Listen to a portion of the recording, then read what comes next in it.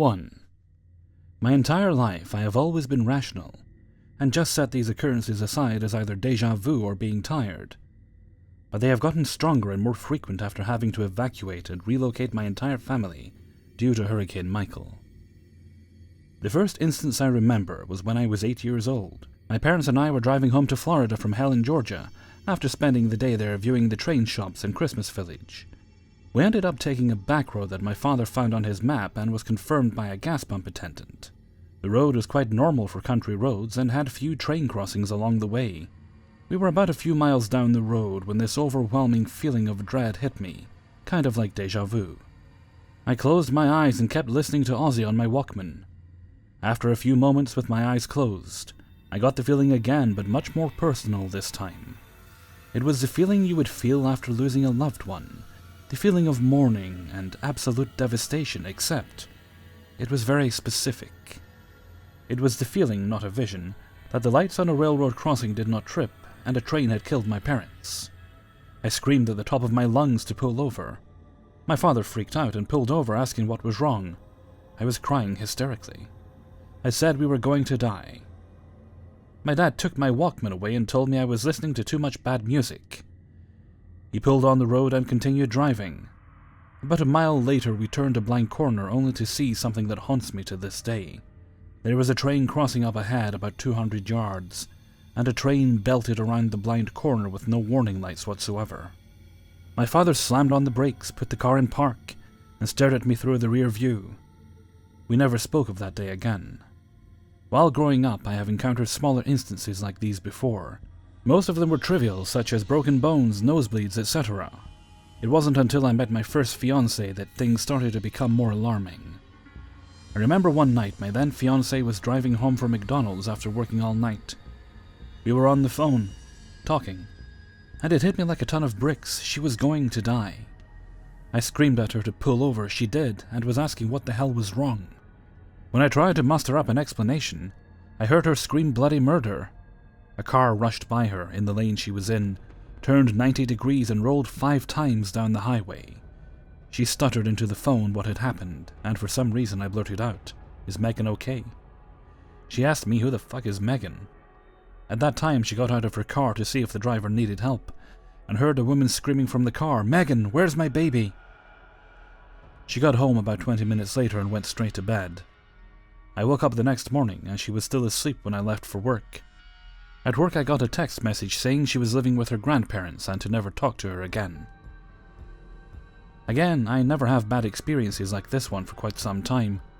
Only the occasional trivial thing. Then it happened, October 2nd, 2018. I woke up in a cold sweat around 2 a.m. For the first time in my life I saw something. It was absolute devastation. Trees piercing houses, roofs miles from their homes, streets completely underwater. Then nothing but this perfectly shaped eye of a storm. It was so perfectly round. A few days later the feeling hit me again. I was watching the news and they were talking about this small depression in the Gulf that we should keep an eye on. I felt death. I felt my life leave my body. I felt the pain of watching my wife and child die. It was the single most terrifying feeling a human being would ever have. I shook it off. I didn't want to acknowledge this crazy shit anymore. I am a rational and logical human being, and this is not real. We watched over the next couple of days. The storm didn't look like much, really. Just your typical hurricane that we had grown accustomed to. My wife was a bit worried because she had never been through one. She felt safe with how calm I was acting, though. So on October 8th, I went to sleep. I awoke the next morning with the feeling again and decided to check on the storm. I saw the eye.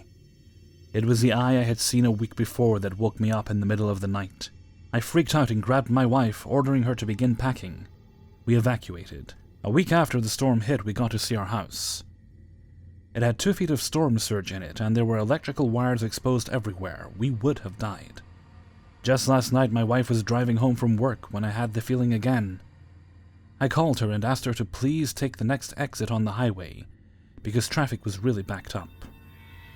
I didn't want to say anything leading. She arrived home safe.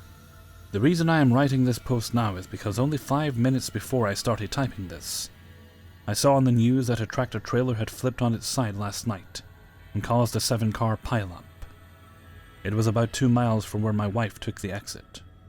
I know this sounds fishy as hell, but is there anyone who has had this happen to them? I don't want to be alone. 2. This happened while we were passing a volleyball in front of my mom's house. Maybe around 5 in the afternoon when people were getting off work. My mom's house is in the corner of a street that leads to a pretty busy intersection of 4 other houses. The street my mom's house is on goes past the intersection on one side to our high school. My sister and I walk to school every day since it was so close.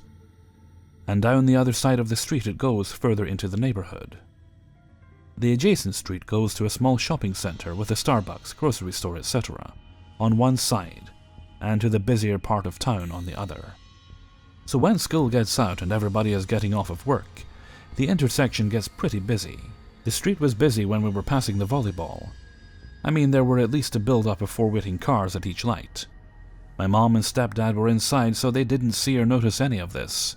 And to be honest, if my sister hadn't also experienced this, I would have thought I was crazy or just imagined the whole thing. From my position passing the ball to her, I could see the streetlights ahead of me, and her back was turned away from the intersection back towards the neighborhood behind me. The cars were at a red light, so everyone was stopped and things were normal.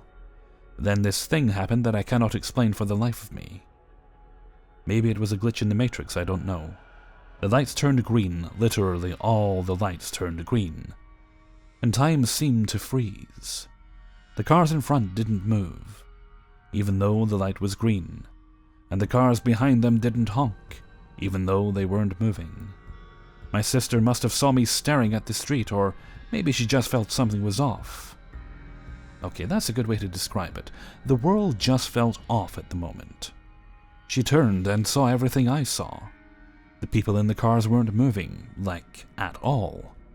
We were close enough so I could see their faces inside the car windows, and no one was even blinking. I don't think anyone was moving around us except for me and my sister. I'm not even sure we could hear anything. But I could be wrong, since it was 3 years ago. I remember what I saw perfectly, though. And that weird off feeling I got. We stared at the cars for a couple seconds longer. And when it felt like the world snapped back to reality, the light turned yellow, then red, and the cars who had the green light started to move forward. My sister turned and gave me the weirdest expression, and I knew she'd experienced the same thing as me. I asked if she saw and experienced it just to be sure, and she said she had. We both saw the light frozen, the people and the cars frozen, and felt that strange feeling. We decided to go inside and tell my mom and stepdad, but they didn't really believe us and thought we imagined it. I don't blame them though, because I have no idea what we experienced still to this day. I haven't really told many people at all, possibly 1 or 2 other people, and I can't speak to how many my sister told. But it still nags at the back of my mind sometimes, and I was wondering if anyone else has ever experienced anything like this. I don't even know what to call it. Looking back, I try to place the feeling other than just being off. Things didn't feel right. Things felt wrong. Not necessarily in a bad way.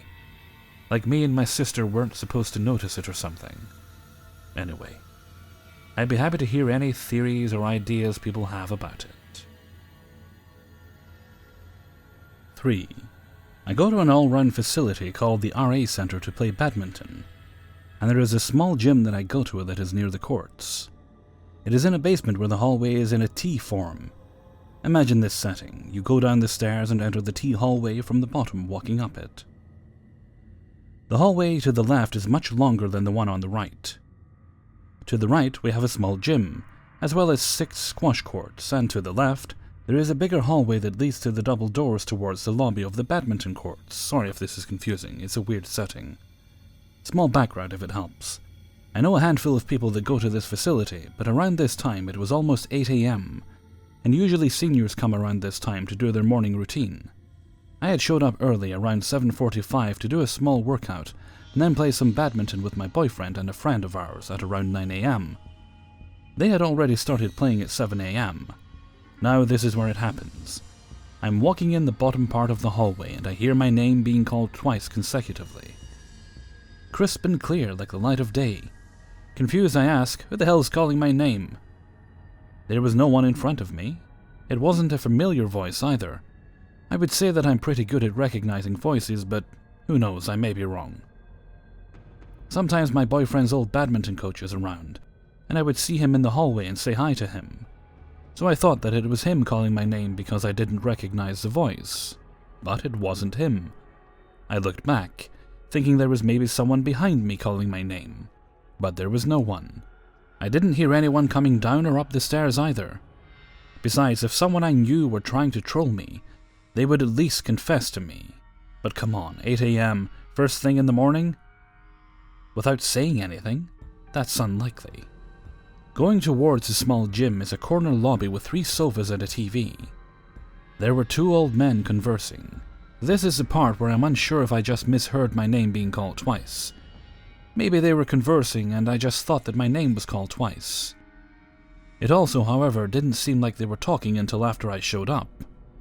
You know how old people sometimes just like to be in the presence of each other, but won't talk unless something comes up. Yeah, it kinda looked like that. After asking, who the heck just called me? I look over to the 2 men, who may have heard me say that, looked at me for a good few seconds. I checked the small gym to see if there's anyone in there that I know. Nope, no one. Was it my boyfriend or his friend that were in the change room trying to scare me? Nope. I walked into my boyfriend down to the left hallway after checking on the gym. His friend was in the lobby and I met him shortly after. I've asked my boyfriend if his old badminton coach was there at the time, or if he was coming in since I told him about the story very briefly, and thought it was very odd, to which he replied that he wasn't there that morning. Anyone think of any possibilities for this? Kind of boggles my mind still thinking about it, since I can't come up with a concrete explanation. I heard what I heard. 4. I work on the top floor of a building, 6th floor. The building I work at is a government organization with all ministries of the government, and over 4,000 offices. I've worked there for a couple of months now, and I know the place pretty well. It was on a Monday, the 10th of December 2018. Around 11 a.m. when something strange happened. I'm posting this to find out if it has ever happened to someone else, because I'm really confused and almost nobody believes me or takes it with the level of seriousness I think this deserves. Anyway, I'm in my office going through the daily work routines when I get a knock at the door. I habitually respond with a "come in" as I usually do. The client comes in and I process a few papers for him, when I notice I didn't have the stamp needed to authenticate the documents in my office. I tell the client to give me a minute to go downstairs to get the stamp. I leave him waiting for me in my office, 10 seconds away. I take the elevator downstairs and without wasting any time I greet the lady in the office I was going to get the stamp from, just around the corner from the elevators. And I tell her the agenda of my being there. She directs me to take it from the countertop, of which I do, and right away leave and go back to the elevators. I get in and I press the button for the 6th floor as I always do. At this time I'd say it's been about 2 minutes since I'd left my office. As it goes up, I'm alone in it. I look at the display counting floors going up as I reluctantly do all the time. Then when the elevator reaches the 4th floor, power cuts off. Although it's become pitch black in the elevator, I eventually locate the control panel and I press the emergency button. And right away a voice comes on the PA system asking me which floor I'm on. I tell the guy 4th floor, and in about a minute he shows up. While he is manually opening the doors, power comes back up and I open the doors and he asked me which floor I was going to. I told him 6th, and he told me I could use the elevator to proceed to 6th as electricity was back. I press 6 again, and the elevator closes and starts rising again. Looking at the LCD as usual, the elevator passes through 5 and reaches the 6th floor. The doors open normally and I proceed to go on to my office. As I was leaving the elevator, I feel that it has suddenly become a bit cooler than it was before. Blazing heat in the summer, this side. I could say it had almost become cold, but I didn't make a big deal out of it. When I reach my office door, same number on the door, I open the door and get in, only to find that guy who was waiting for me not there. but a lady I've never seen before sitting behind my desk and on my computer, punching away keys. Now very confused, I just briefly pause and look at her. She looks at me with surprise and asks me if she can help me, the same way you'd ask someone just walking into your office and just looking at you without saying anything.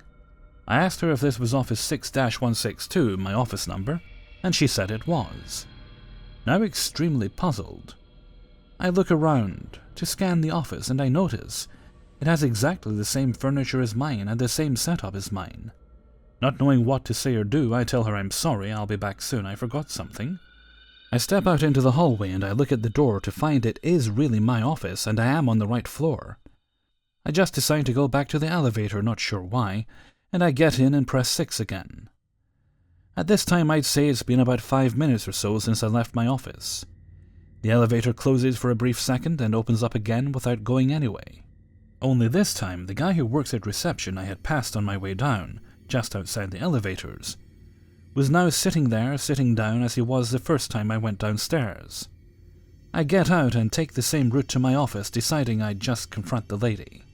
When I open the door to my office, I find the guy who'd been waiting for me to get the stamp sitting where I'd left him, alone with no one behind my desk. Before I even say anything, he says to me, "I thought you were no longer coming back, or had decided to go for lunch." I say to him, "Why would you think that? I just stepped out for like 5 minutes to get this stamp." Then he says, "Man, you've been gone for more than 45 minutes. You left before 12 and now it's 12:35. Now completely freaked out, I stamp the papers for him and he leaves. When I sit in front of my computer, I realize I had actually been gone for more than 1 hour. I was 100% sober that day.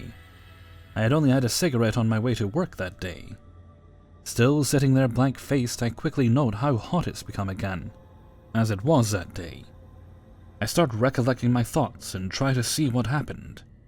The first thing I'd note is I'd never seen the guy who came to rescue me from the elevator before, even though I know most of the workers just by seeing them. I brush it off because it's a slim chance I'd know them all since this was a big place. But I'm sure I've seen everyone who works on my wing. It was a bit out of place. I know you're wondering why I didn't check the neighboring offices. Well, there's an explanation. That day I was the only one in my department around. Others were at a workshop and others were on a field day. The only person who was there was one of my bosses that I generally don't talk to. Another thing I remembered once I was thinking about it is I don't remember seeing anyone at the reception area when I got lost. I also remembered that the woman was wearing a heavy cardigan, one that you wouldn't wear in the blazing summer at this time. Other than that, everything was in place. If there's anyone who can explain to me what happened, or if it once happened to someone, please let me know. And don't tell me I was high or something like everyone else. I'm from Zimbabwe, in case you are wondering. 5. I used to live with my brother as he was still a student, his second career, and I was already working. We were at home and he went to bed early after several days of playing video games, as he still does, very late at night. I was at the living room when I saw a huge tarantula, very common where I live, and I wanted to get it out. I chased it, but it went under a huge TV stand with bookshelves and stuff, so I called him to get some help. He was a bit grumpy, but he's always a nice guy, so he helped me with whatever instructions I gave him to move the furniture and catch the spider. Finally, I caught it with a broom and just swept it out of the house, and it got lost into the night. I thanked him and asked him if he wanted to get dinner. He agreed and we went to get some tacos. Yes, I'm Mexican. Yes, we eat tacos as much as possible. And no, it's not racist to know that stereotype about us. But I'm also 6 feet tall and have green eyes and light hair. Sorry. We had a long conversation about video games and the NFL, the things we have in common, and got back home. He tried to play video games for a short while, but soon decided to go to bed. The next night I brought up the subject about the huge spider and all the trouble we went through, and he was like, "What? What spider?" "The one we got out," I replied. "No idea what you're talking about, man," he said to me. At first I thought he must have been so asleep he couldn't even remember, or he forgot as soon as he went to bed. Still, it was easily an hour and a half of his life that he couldn't remember. I was stunned. "The huge tarantula under the TV stand," I replied, trying to bring back his memories.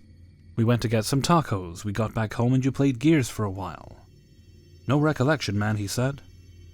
"What I do remember is you went to bed early and you were snoring so hard I came to wake you up, for you to move your position and stop snoring. Now I never forget when someone wakes me up because I have a very light sleep, and I always tell people they wake me up if I'm snoring too bad." "Okay," I said, "I can't remember.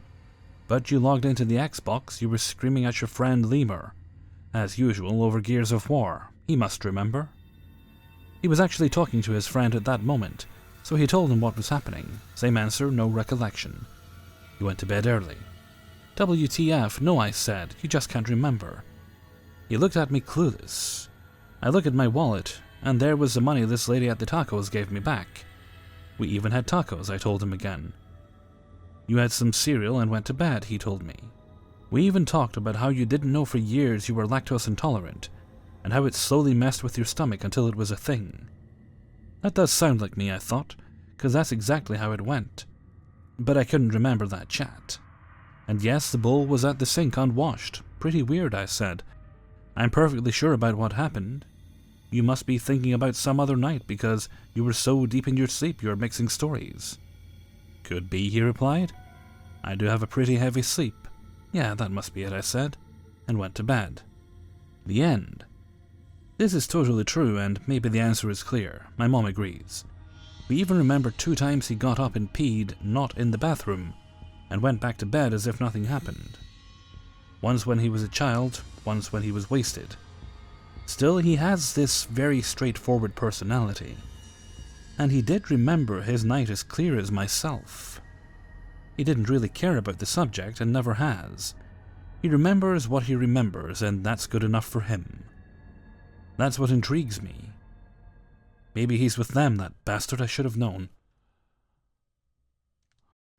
Hey everybody, Hellfreezer here, and thank you very much for listening to 5 True Glitch in the Matrix Stories, episode 91. And thank you very much to everybody who allowed me to use their stories in this video. There we go, a week late, but eventually we got there. And this one was quite tight to pull together as well. Only got the final story as I was recording. Well, hope you're all nice and ready for Christmas, folks. I'm just about done myself. I just have to head out tomorrow, get the last few odds and bobs I need, and then that should be me ready. That should be me set. Well, okay, I think I'm going to head off for now, and I'll get to work on the paranormal video. So until next time, thank you very much for listening, and take very good care of yourselves.